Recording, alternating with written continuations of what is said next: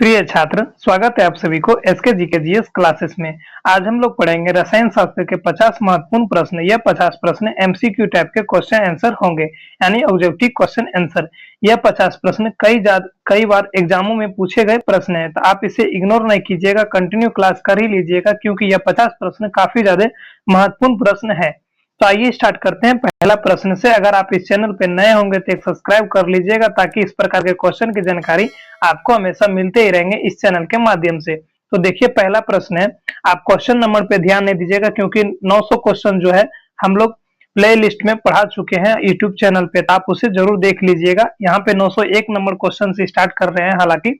तो देखिए पहला प्रश्न है, निम्नलिखित ईंधनों में से कौन सा एक गैस वेल्डिंग के प्रयोग में आता है, यानी कौन सा जो ईंधन होता है या गैस वेल्डिंग के रूप में प्रयोग किया जाता है। तो इसका राइट आंसर हमारा हो जाएगा एसिटिलीन का प्रयोग किया जाता है गैस वेल्डिंग में। तो option number B is the right answer इस क्वेश्चन का हो जाएगा एसिटिलीन।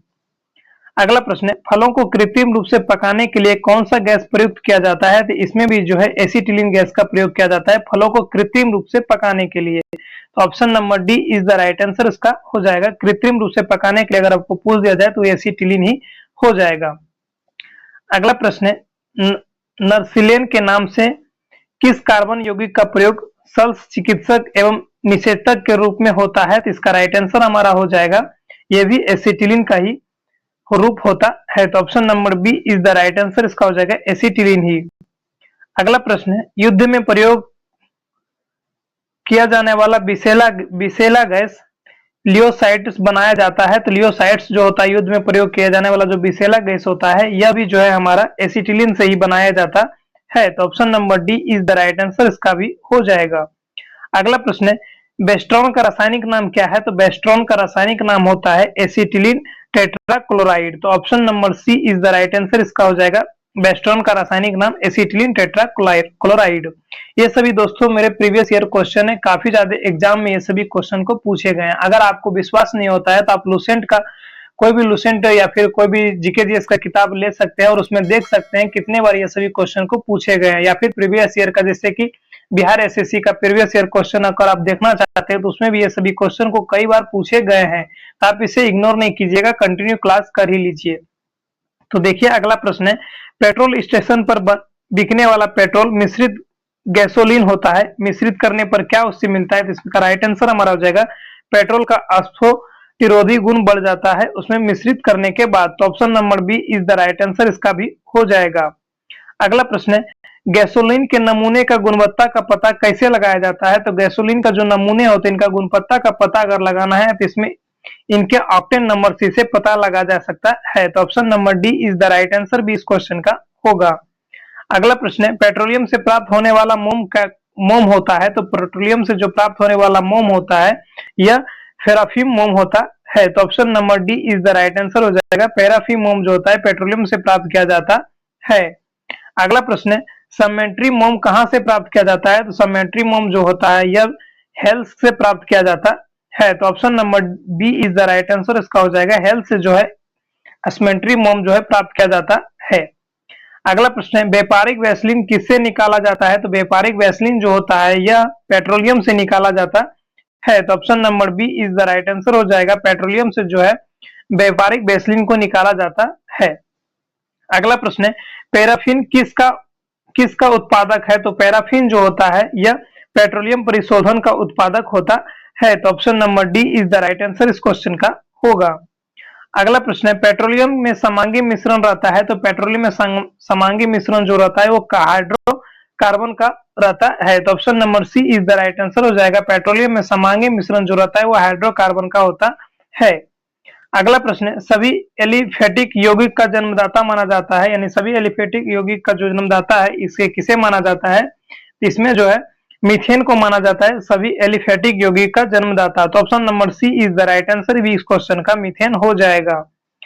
अगला प्रश्न है, मीथेन अणु की आकृति होती है। तो मीथेन जो अणु होता है इनका आकृति जो होता है यह समचतुष्फलकीय होता है। तो option number B is the right answer इस क्वेश्चन का होगा।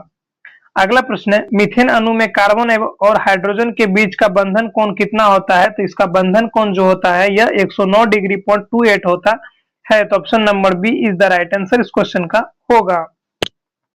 अगला प्रश्न है एल्युमिनियम कार्बाइड पर जल का प्रतिक्रिया से कौन सा गैस उत्पन्न होता है? अगर एल्युमिनियम कार्बाइड पर जल का प्रतिक्रिया से कौन सा गैस उत्पन्न होता है, तो इसका राइट आंसर हमारा हो जाएगा मीथेन गैस उसमें उपस्थित होता है। तो option number C is the right answer हो जाएगा मीथेन गैस। अगला प्रश्न है प्रयोगशाला में मीथेन बनाया जाता है, तो प्रयोगशाला में जो मीथेन बनाया जाता है इसमें सोडियम एसीटेट को सोडा लाइट के साथ गर्म करके जो है प्रयोगशाला में मीथेन बनाया जाता है। तो option number A is the right answer इस क्वेश्चन का होगा। अगला प्रश्न है निम्न में से किस गैस को मार्स गैस के नाम से जाना जाता है? तो मार्स गैस के नाम से जो है किसे जाना जाता है, तो इसका राइट आंसर हो जाएगा मीथेन को ही जो है मार्स गैस के नाम से भी जाना जाता है। तो option number C is the right answer इस क्वेश्चन का हो जाएगा। मीथेन को जो है मार्स गैस के नाम से भी जाना जाता है। अगला प्रश्न है सेप्टी टैंक से निकलने वाला गैस में गैस के मिलाने पे कौन सा गैस उत्पन्न होता है? यानी सेप्टी टैंक यानी जो हमारा बाथरूम का जो टैंक होता है इससे निकलने वाला कौन सा गैस होता है? तो इसका राइट आंसर हमारा हो जाएगा मीथेन गैस इससे निकलता है। तो option number C is the right answer इस क्वेश्चन का भी हो जाएगा। अगला प्रश्न है गोबर गैस का मुख्य अवयव क्या है? तो गोबर गैस का मुख्य अवयव भी मीथेन होता है। तो option number C is the right answer भी हो जाएगा मीथेन। अगला प्रश्न है प्रकृति गैस का मुख्य अवयव क्या है? तो प्रकृति गैस का जो मुख्य अवयव होता है यह भी मीथेन होता है। अगला प्रश्न है गैसोलीन के नमूने का गुणवत्ता का पता कैसे लगाया जाता है? तो गैसोलीन का जो नमूने का पता जो है यह पीछे आपको मैंने बताया था, इसके ऑक्टेन नंबर पर लगाया जा सकता है। तो option number A is the right answer हो जाएगा। गैसोलीन का नमूने का गुणवत्ता जो है इसके ऑक्टेन नंबर पे लगाया जाता है। अगला प्रश्न है इथिलीन से पॉलीएथिलीन का बनना किस प्रकार का अभिक्रिया है? तो जो इथिलीन होता है इसे पॉलीएथिलीन का बनना जो है यह किस प्रकार का अभिक्रिया होता है? तो यह अभिक्रिया बहुलीकरण अभिक्रिया के द्वारा परिणामित होता है। तो option number D is the right answer हो जाएगा बहुलीकरण।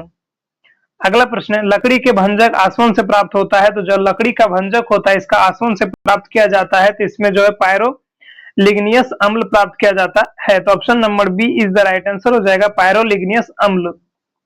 अगला प्रश्न है ऐसे कार्बनिक यौगिक जिनके अणु सूत्र समान परंतु संरचना सूत्र भिन्न भिन्न होते हैं इसे क्या कहते हैं? तो इसे जो है हम लोग समावयवी कहते हैं। जिनके यौगिक जो है अणुसूत्र समान होते हैं परंतु संरचना सूत्र भिन्न भिन्न होते हैं उसे हम लोग समावयवी कहते हैं। तो option number D is the right answer इस क्वेश्चन का भी हो जाएगा। अगर दोस्तों इस चैनल पे नए होंगे तो एक सब्सक्राइब प्लीज कर ही लीजिएगा और कंटिन्यू क्लास करते रहिए हमारे चैनल से, क्योंकि प्रीवियस ईयर के जितने भी क्वेश्चन है हमने इस वीडियो में और कई सारे प्लेलिस्ट में हमने डाले हुए हैं, तो आप इसे जरूर देख लीजिएगा एक बार। तो देखिए अगला प्रश्न है समयोगी यौगिक भिन्नता प्रदर्शित करता है, तो समयोगी यौगिक जो है किसका भिन्नता प्रदर्शित करता है? तो यह जो है संरचनात्मक सूत्र को जो है भिन्नता प्रदर्शित करता है। तो option number B is the right answer हो जाएगा संरचनात्मक सूत्र से। अगला प्रश्न है समयोगी यौगिक भिन्नता प्रदर्शित करता है, तो यह भी जो है भौतिक गुणों पे भी जो है अपना भिन्नता प्रदर्शित करता है। अगला प्रश्न है निम्न में से कौन सा समावयवता प्रदर्शित करता है, यानी कौन सा जो है इन चारों में समावयवता प्रदर्शित करता है? तो इसका राइट आंसर हो जाएगा ब्यूटेन। अगला प्रश्न है नॉर्मल ब्यूटेन और आइसोब्यूटेन होते हैं, तो नॉर्मल ब्यूटेन और आइसोब्यूटेन जो होते हैं यह चेन आइसोमर का होता है। तो option number A is the right answer हो जाएगा चेन आइसोमर। अगला प्रश्न है पेट्रोल जैसे मोटर गाड़ियों के ईंधन के रूप में प्रयुक्त किया जाता है किसका मिश्रण होता है? तो यह मिश्रण जो है हाइड्रोकार्बन का मिश्रण होता है पेट्रोल में। तो option number D is the right answer भी इस क्वेश्चन का होगा। अगला प्रश्न है पेट्रोलियम के विभिन्न अवयवों किस विधि द्वारा अलग किया जाता है? इसका अवयव को जो अलग किया जाता है कौन सा विधि से द्वारा? इसका राइट आंसर हो जाएगा प्रभाजी आसवन विधि के द्वारा जो है पेट्रोलियम के विभिन्न अवयव को अलग किया जाता है। तो option number A is the right answer इस क्वेश्चन का होगा। अगला प्रश्न है द्रव सोना के नाम से जाना जाता है, तो द्रव सोना यानी लिक्विड सोना के नाम लिक्विड गोल्ड के नाम से जो है पेट्रोलियम को ही जाना जाता है। तो option number A is the right answer इस क्वेश्चन का भी होगा। अगला प्रश्न है पेट्रोक्रॉप्स में मुख्यतः रूप से पाया जाता है, तो पेट्रोक्रॉप्स में मुख्यतः क्या पाया जाता है? तो इसमें जो है हाइड्रोकार्बनिक्स और लिपिड्स पाया जाता है। तो option number A is the right answer इस क्वेश्चन का होगा। अगला प्रश्न है मिट्टी के तेल का संगठन होता है, तो जो मिट्टी के तेल होते हैं इनके संगठन जो होते हैं C11 और C16 का संगठन होते हैं। तो option number B is the right answer हो जाएगा C11 C16 का संगठन। अगला प्रश्न है गैसोहॉल जो मोटर गाड़ियों के ईंधन के रूप में प्रयुक्त होता है इसका किसका मिश्रण होता है? तो गैसोहॉल भी जो मोटर गाड़ियों में ईंधन के रूप में प्रयुक्त होता है इसमें किसका मिश्रण होता है? तो इसमें जो है पेट्रोल और अल्कोहल का मिश्रण होता है। तो option number D is the right answer इस क्वेश्चन का हो जाएगा। अगला प्रश्न है, भारी वाहनों में डीजल का उपयोग किसके लिए किया जाता है? तो इसका राइट आंसर हमारा हो जाएगा उच्चतम क्षमता और आर्थिक बचत के लिए जो है भारी वाहनों में डीजल का उपयोग किया जाता है। तो option number D is the right answer इस क्वेश्चन का होगा। अगला प्रश्न है, पेट्रोल का गुणवत्ता किससे अभिव्यक्त किया जाता है? तो जो पेट्रोल का गुणवत्ता होता है यह जो है किससे अभिव्यक्त किया जाता है? तो इसका राइट आंसर हमारा हो जाएगा ऑक्टेन से इसे अभिव्यक्त किया जाता है। तो option number A is the right answer इस क्वेश्चन का होगा। अगला प्रश्न है, अच्छे अपशोफोटरोधी यौगिक के ऑक्टेन संख्या का मान होता है? तो अच्छे अपशोफोटरोधी यौगिक जो ऑक्टेन संख्या होता है, तो इसका राइट आंसर हमारा होगा उच्च होता है। तो option number C is the right answer इसका हो जाएगा। अगला प्रश्न है, पेट्रोल का स्फोटक रोधी गुणवत्ता बढ़ाने के लिए निम्न में से किसे इस्तेमाल किया जाता है? तो इसका राइट आंसर हो जाएगा टेट्रा इथिल सीसा का जो है पेट्रोल का स्फोटक रोधी गुणवत्ता के बढ़ाने के लिए टेट्रा इथिल सीसा का प्रयोग किया जाता है। तो option number B is the right answer इस क्वेश्चन का होगा।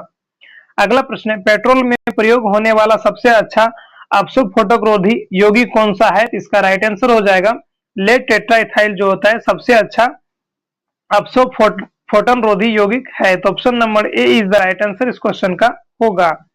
अगला प्रश्न है, सुजातीय श्रेणी का कोई भी सदस्य अपने से अलग तथा पिछड़े सदस्य के अनुसूत्र से कितना अंतर दिखलाता है? तो यह जो है अंतर CH2 के तहत दिखाता है। तो option number C is the right answer इस क्वेश्चन का होगा। अगला प्रश्न है, निम्नांकित में से कौन समजात है? तो समजात अगर आपको पूछ दिया जाए तो इसका राइट आंसर हो जाएगा CH4 एवं C2H6 जो होता है यह एक प्रकार का समजात है। तो option number D is the right answer इस क्वेश्चन का होगा। अगला प्रश्न है, मिथाइल अल्कोहल का समजात होता है? तो मिथाइल अल्कोहल का जो समजात होता है यह इथाइल अल्कोहल होता है। तो option number C is the right answer इस क्वेश्चन का होगा। अगला प्रश्न है, संतृप्त हाइड्रोकार्बन का सामान्य सूत्र क्या होता है? तो संतृप्त हाइड्रोकार्बन का जो सामान्य सूत्र होता है यह CnH2n+2 होता है। तो option number D is the right answer इस क्वेश्चन का होगा। अगला प्रश्न है, एल्काइन का सामान्य सूत्र होता है? तो एल्काइन का सामान्य सूत्र CnH2n-2 होता है। तो option number D is the right answer इस क्वेश्चन का भी होगा। अगला प्रश्न है, एल्किन का सामान्य सूत्र होता है? तो एल्किन का सामान्य सूत्र जो है CnH2n होता है एल्किन का सामान्य सूत्र। इसका भी right answer option number D होगा। अगला प्रश्न है, एल्केन का सामान्य सूत्र होता है? तो एल्केन का सामान्य सूत्र जो होता है यह CnH2n+2 होता है। तो option number C is the right answer, आप इसे ध्यान रखिएगा। अगला प्रश्न है, एसिटिलीन का मूलानुपाती सूत्र होता है? तो एसिटिलीन का जो मूलानुपाती सूत्र होता है तो इसका राइट आंसर हो जाएगा CH इसका मूलानुपाती सूत्र होता है। तो option number B is the right answer इसका हो जाएगा। अगला और लास्ट प्रश्न है, निम्न में से कौन दो कार्बनिक यौगिक के मूलानुपाती सूत्र समान होते हैं? यानी कौन से दो कार्बनिक यौगिक है जिनके मूलानुपाती सूत्र समान होते हैं? इसका राइट आंसर हो जाएगा एसिटिलीन और बेंजीन का जो मूलानुपाती जो सूत्र होता है ये दोनों कार्बनिक यौगिक का समान होते हैं। तो option number A is the right answer इस क्वेश्चन का भी हो जाएगा। मेरे दोस्तों, अगर ये केमिस्ट्री के 50 प्रश्न आपको अच्छे लगे होंगे तो पिछली वीडियो आप जरूर देख लीजिएगा 900 प्रश्न। हमारे साथ जुड़े रहने के लिए बहुत बहुत धन्यवाद। इसी तरह हमारे साथ जुड़े रहिए। मिलते हैं अगले क्लास में, तब तक के लिए जय हिंद, जय भारत।